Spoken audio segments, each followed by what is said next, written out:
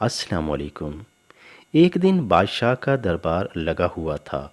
تمام وزراء، افسران اور معززین علاقہ کے علاوہ عوام الناس کی ایک کثیر تعداد بھی بادشاہ کے محل میں موجود تھی۔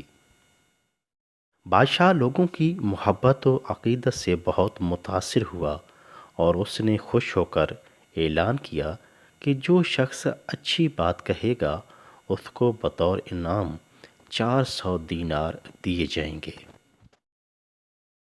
حکمت و دانائی کے شیدائی بادشاہ نے اپنی رعایا میں سے سمجھدار اور دانا لوگوں کی تلاش کے لیے کیا عجب طریقہ اختیار کیا۔ یہ اعلان سنتے ہی لوگوں میں خوشی کی لہر دوڑ گئی۔ اب یہ ہوا کہ روزانہ علم و ادب کی محفلیں بادشاہ کے دربار میں منعقد ہونے لگیں۔ دور و نزدیک سے آنے والے لوگ علم و حکمت کے موتی بکھیرتے اور بادشاہ سے انعام پاتے۔ ایک دن بادشاہ رعایا کی دیکھ بھال کرنے دورے پر نکلا۔ اس نے دیکھا کہ ایک 90 سال کی بوڑھی عورت کھیتوں میں مصروف ہے اور زیتون کے پودے لگا رہی ہے۔ بادشاہ بہت حیران ہوا کہ بڑھاپا اور پھر بھی اتنی مشقت۔ بادشاہ اس کے قریب گیا اور کہا، یہ درخت 20 سال بعد پھل دیں گے، ہو سکتا ہے تم اس وقت تک زندہ ہی نہ رہو، تو اتنی محنت کرنے کا کیا فائدہ؟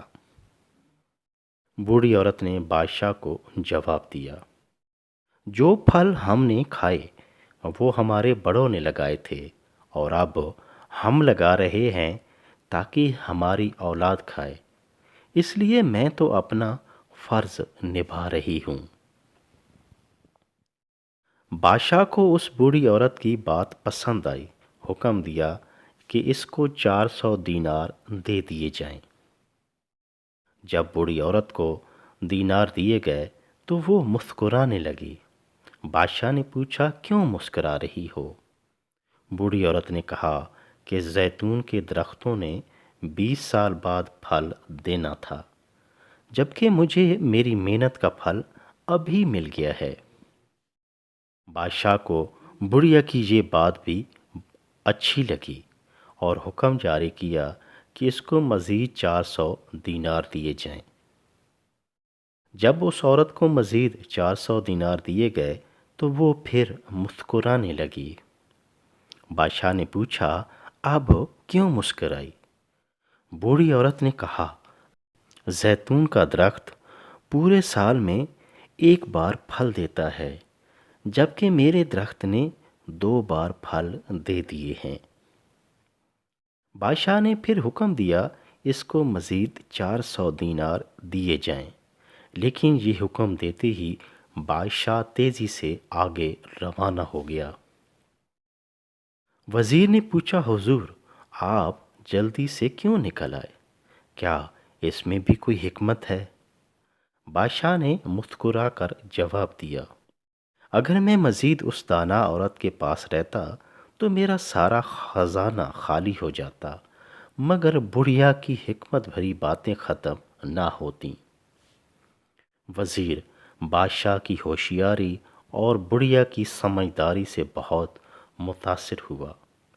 وہ حیران ہو کر کبھی بادشاہ سلامت کو دیکھتا تو کبھی دانا بڑھیا کو۔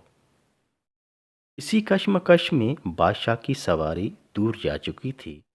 وزیر نے حسرت بھری نگاہ بڑھیا پر ڈالی اور پھر گھوڑے کو ایڑی لگائی اور آگے بڑھ گیا۔ بس معلوم ہوا کہ دانائی و سمجھداری مال و دولت کی محتاج نہیں۔ حکمت و دانائی کی باتیں بادشاہوں کو بھی شکست دے دیتی ہیں۔